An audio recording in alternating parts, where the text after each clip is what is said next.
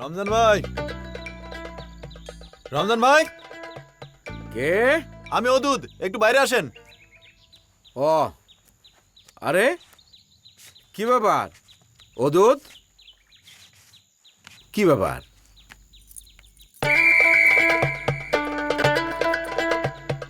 আপনারে কই যেন দেখছি। কোথাও দেখেননি আমারে? আপনি পুলিশে চাকরি করেন? ওসি সাহেব ডাকতেছে, একটু তাড়াতাড়ি চলেন। কি বিষয় অদূত? আমার শার্ট আর চশমাটা একটু নিয়ে আসো তো, যাও আচ্ছা তাড়াতাড়ি। আনতেছি। কি বিষয় অদূত, কি হয়েছে? এত বেশি কথা বলেন কিসের জন্য আপনি? ওঠেন, গাড়িতে ওঠেন। কি করছেন আপনি? পুলিশ আপনারে নিয়ে যায় কেন? না, ওই ওসি সাহেব সকাল সকাল চা খাওয়ার দাওয়াত দিছে। চলেন চলেন।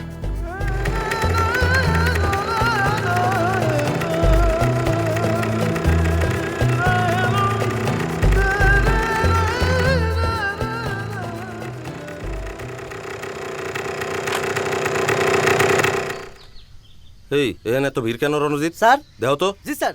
জানতো জানতো আপনার ওদিক যান, ওদিক যান। কথা হচ্ছে তো ভাই, এখানে জানতো জান যান। গেছে গেছে। স্যার, আপনার নাম রমজান দালাল? আমি লোকের উপকার করি স্যার। তারা যখন বিদেশে যায়, নিঃস্ব অবস্থায় যায়, আর সোনা দানা টাকা করে নিয়ে দেশে ফিরে আসে, তারপরও এই শালারা আমার দালাল বলে গাল দেয়। এই এই কি বেশি কথা বলেন কিসের জন্য আপনি? আরে কথা বলাটাই তো আমার কাজ।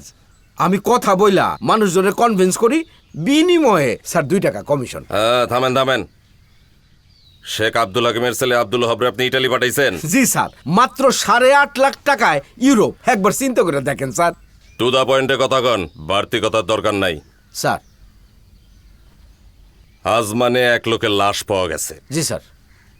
সেই লোকের কাছে যে পাসপোর্ট পাওয়া গেছে সেখানে নাম ঠিকানা শেখ আব্দুল হাকিমের ছেলে আব্দুল ওহাবের। রহস্যটা কি কন্ত? এইটা তো স্যার আমার জন্য খুব কঠিন প্রশ্ন হয়ে গেল। এখন কার পাসপোর্ট কার কাছে আছে এইটা তো আমার পক্ষে জানা সম্ভব না। আমি তো স্যার শুধু লোক পাঠাই। একটু আগে আব্দুল ওহাব ইটালি থেকে ফোনে কথা বলছে। সে বলছে ইটালি যাওয়ার সময় আপনি তারে নতুন পাসপোর্ট করতে বলেন, আর তার পুরান পাসপোর্টটা আপনার কাছে রেখে দেন। তাই নাকি? কই, আমার তো স্যার মনে নাই। তোমার মুসের সঙ্গে দূরে ইট বাইতে ঝুলাই দিলে সব মনে পড়বে না, তখন মুখস্থ বলবা। কি মনে পড়বে নাকি মনে পড়ানোর ব্যবস্থা করবো? স্যার ওরা জিজ্ঞেস করে লাভ নেই, কানের গোড়ায় দুটো দেই, সব বলে দেবে না। না না, খারান খারান স্যার, এত তাড়াহুড়া করলে তো জানা জিনিসও আমি ভুলে যাবো স্যার। কি যেন বলতেছিলেন স্যার? আব্দুল ওহাবের পুরান পাসপোর্টটা কই? পুরান পাসপোর্ট পুরান স্যার, এখন যদি আমি বলি যে জানি না, তাইলে আমারে ডলা দেবেন। আবার যদি বলি জানি, তাইলেও আমার ফাঁসাই দিবেন। এখন কোনটা যে আমার জন্য উত্তম হবে স্যার আমি বুঝতে পারতেছি না। আমি তো স্যার উভয় সংকটের মধ্যে পড়ে যাচ্ছি। রমজান সাহেব, আমি শুধু জানতে চাই আজমানের মৃত ব্যক্তির সাথে আব্দুল ওহাবের পাসপোর্টের সম্পর্কটা কি? আগামী পরশু লাশটা দেশে আসবে, কারো না কারো সেটা রিসিভ করে সৎকারের ব্যবস্থা করতে হবে, তাই না?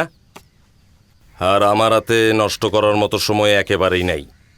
রমজান মিয়া, আরে শিকার যাও না, যেটা ঘটছে সেটা খুলে বলো। সত্য তো কোনোদিন গোপন থাকে না।